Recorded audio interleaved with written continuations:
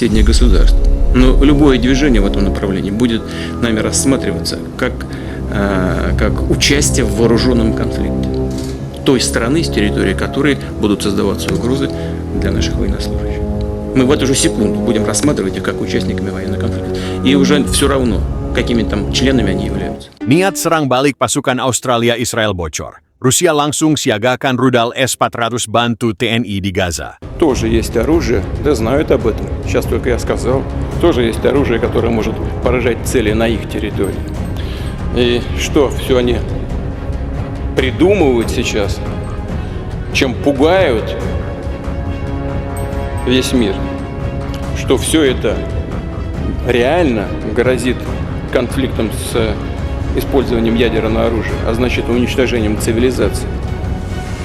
А ничего.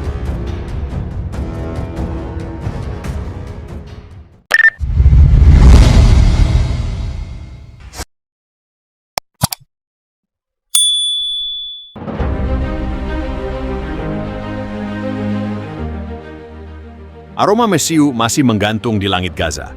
Debu reruntuhan belum sepenuhnya reda sejak keterlibatan TNI dalam misi kemanusiaan di wilayah tersebut menjadi titik api eskalasi global. Namun dunia dikejutkan lagi ketika sebuah dokumen intelijen bocor dan tersebar luas di media Timur Tengah. Koalisi militer rahasia antara Australia dan Israel berencana melancarkan serangan balasan terhadap pasukan Indonesia di Gaza. Bocoran dokumen tersebut menyebutkan kode operasi Iron Tide, sebuah rencana presisi tinggi untuk menetralisir kekuatan asing non-Arab yang dianggap memperkuat perlawanan di wilayah kantong utara Gaza. Dalam pidato yang disiarkan langsung dari Kremlin, Presiden Rusia Vladimir Putin menyampaikan pernyataan tegas. Setiap ancaman terhadap mitra kami adalah ancaman terhadap kepentingan strategis Rusia. Kami tidak akan tinggal diam melihat pasukan Indonesia diserang secara sepihak. Sistem pertahanan udara S-400 kami akan menjadi perisai langit Gaza. Beberapa jam setelah pidato itu, dunia menyaksikan pergerakan luar biasa di Laut Mediterania Timur. Kapal induk Rusia Admiral Kuznetsov yang sebelumnya tertahan di Tartus, Suriah, mulai meluncurkan helikopter angkut berat yang membawa peralatan sistem S-400 ke wilayah pesisir Gaza melalui jalur logistik darurat yang diamankan oleh satuan elit Rusia dan Hamas.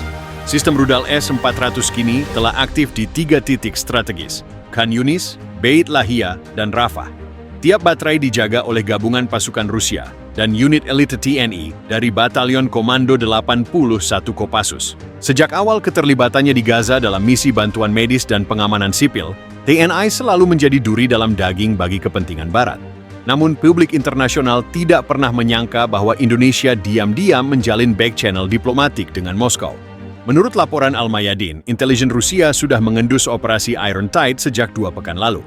Informasi ini kemudian dibagikan secara eksklusif kepada Mabes TNI AD yang langsung memerintahkan peningkatan siaga penuh bagi pasukan di Gaza. Kini, tak hanya siaga, tapi TNI dibekingi oleh sistem pertahanan udara paling mematikan di dunia.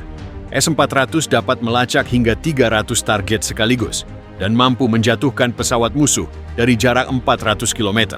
Jika F-35 Australia atau Israel mendekat, mereka hanya akan menjadi siluet di layar radar S-400 sebelum musnah. Langkah Rusia ini membuat NATO terbelah. Prancis dan Jerman mendesak agar konflik ini tidak meluas, sementara Inggris dan ASWC menyatakan kekecewaan mendalam terhadap provokasi Rusia. Namun, yang membuat situasi makin panas adalah pernyataan Perdana Menteri Australia Albanese yang menegaskan, kami tidak akan membiarkan kekuatan asing mempermalukan pasukan kami. Kehadiran S-400 di Gaza adalah tindakan agresi. Australia akan merespons jika warga atau pasukan kami diserang. Respons itu mengindikasikan bahwa konfrontasi langsung bisa terjadi kapan saja. Dunia seolah kembali ke masa Perang Dingin, tapi dengan pemain baru dan medan baru. Gaza, bukan Berlin. Bocornya rencana serangan balik Australia-Israel menjadi titik balik. Dunia yang semula diam kini terbelah. Rusia dan Indonesia, 2 negara yang tidak dikenal sebagai sekutu militer aktif, kini berdiri bahu-membahu di bawah langit Gaza. Apakah ini awal dari babak baru perang besar? Apakah NATO akan ikut turun tangan? Ataukah dunia akan kembali ke meja diplomasi sebelum misil pertama ditembakkan? Satu hal yang pasti, di langit Gaza kini berdiri perisai S-400, dan di baliknya berdiri pasukan TNI yang tidak akan mundur 1 inci pun. Operasi Iron Tide menyebutkan peran pasukan khusus Australia dari Task Force Dingo, yang dikenal sebagai unit serbu cepat dengan pengalaman tempur di Afghanistan dan Irak. Bersama mereka, Israel menyiapkan unit 504 yang bertugas dalam perang elektronik dan pengintaian medan jauh. Rencana tersebut akan dimulai dengan serangan udara jarak jauh, diikuti oleh operasi darat terbatas. Namun kebocoran informasi ini terjadi lebih cepat dari yang diantisipasi. Melalui jalur rahasia, informasi itu jatuh ke tangan intelijen Rusia di Suriah yang segera mengirimkan laporan ke Moskow. Dunia pun tercengang saat Kremlin mengumumkan langkah balasan. Rusia, yang selama ini menjaga hubungan diplomatik hangat dengan Indonesia, mengambil sikap luar biasa cepat dan tegas. Dalam pidato mendadak di hadapan Dewan Keamanan Nasional Rusia, Presiden Sergei Volodin menyatakan bahwa kedaulatan pasukan sekutu tidak akan diganggu tanpa konsekuensi serius. Ia kemudian mengeluarkan perintah langsung, aktifkan S-400, kirim ke Gaza, lindungi mitra kami di wilayah konflik. Sistem pertahanan udara S-400, kebanggaan militer Rusia, dikerahkan secara rahasia dari pangkalan Tartus di Suriah menggunakan helikopter angkut berat dan kargo bawah laut. Dalam waktu 72 jam, baterai rudal ini telah berdiri tegak di 3 lokasi strategis di Gaza. Meskipun tidak ada deklarasi resmi, hubungan militer Indonesia dan Rusia semakin erat sejak embargo senjata oleh negara-negara barat atas Indonesia pasca operasi kemanusiaan Syuhada di Gaza. Indonesia berbalik ke timur, dan Moskow menyambut hangat. Dalam sebuah laporan rahasia dari Asia Times, disebutkan bahwa pengiriman S-400 ke Gaza merupakan bagian dari perjanjian tidak tertulis antara Kementerian Pertahanan Indonesia dan Rusia. Perjanjian ini disebut sebagai Pakta Langit Merah, di mana Rusia akan menjadi penyedia sistem pertahanan udara, sementara Indonesia bertanggung jawab atas perlindungan darat dan infrastruktur taktis. Langkah Rusia langsung memicu reaksi keras dari Barat. Amerika Serikat menyebut langkah tersebut sebagai provokasi terang-terangan dan menuduh Rusia ingin memperluas pengaruh militernya di Timur Tengah. Inggris menyatakan keprihatinan, sementara Jerman dan Prancis menyerukan penahanan diri. Namun yang paling keras adalah Australia. Dalam pernyataan terbuka di Canberra, Perdana Menteri Lucas Wainwright menyatakan, "Kami tidak akan membiarkan intervensi militer asing menghalangi operasi sah kami melawan elemen-elemen ekstremis. Jika pasukan kami diserang, kami akan membalas dengan kekuatan penuh."